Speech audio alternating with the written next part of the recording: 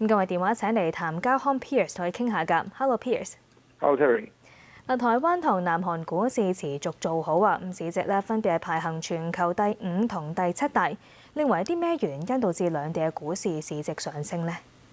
其實兩地股市上升嘅原因都係因為 AI 嘅主題啦。咁當然兩者有少少分別，但係因為一個 AI 推動啦，咁啊基建上面好多嘅需求，咁啊兩者咧都因此而受惠啦。咁啊先講台灣啦，台灣大家比較熟悉啲啦，就係台積電啦，因為就係喺 AI 芯片嘅製造過程當中咧，其實基本上壟斷咗成個過程，咁所以喺個過程當中其實都已經升咗好長時間。咁啊未來嚟講咧，都應該仲有一段好長時間嘅上升啦。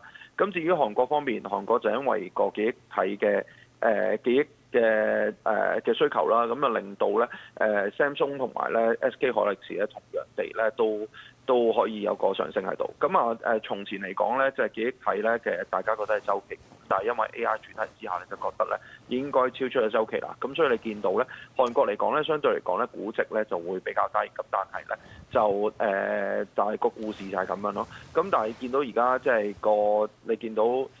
蘇媽都講啦，就係今次嘅 AI 浪潮基本上到2009年啦，咁所以咧兩地嘅股市咧，相信咧都會受惠一段長時間。但係畢竟咧而家咧已經去咗歷史高位啦，咁啊突然間出現調整咧都好合理嘅。咁但係中長線嚟講咧，仍然都係睇好啊。嗱，咁而美伊和平談判就取得進展，市場憧憬霍爾木茲海峽重開，油價下跌。咁你預期油價係咪將會展開跌浪呢？我覺得咧，中長期我都覺得咧，油價會向下行嘅。咁但係你話短線嚟講，即係會唔會喺6月份咧出現一個明顯嘅跌浪咧？我覺得機會唔大嘅，因為其實咧相信喺個談判上面咧都會周旋一段時間啦。咁喺個霍爾木茲海峽裏邊開翻，你話嗰啲油船能夠出翻嚟，當然可以令到舒緩咗嗰個石油嘅運輸嘅壓力啦。咁但係係咪真係完整咁樣可以開翻咧？我自己咧都有啲保留嘅。我覺得短時期嚟講咧都會有啲波動。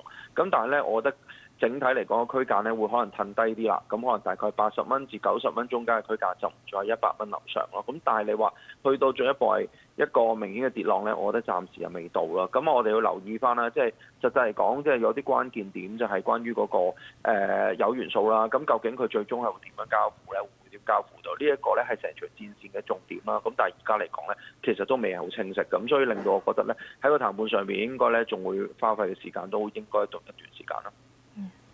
好，唔該晒 Piers， 傾住呢度先。我再睇下美股嘅最新表現，道指最新報50,571點，跌8點；標指最新報7,537點，升64點。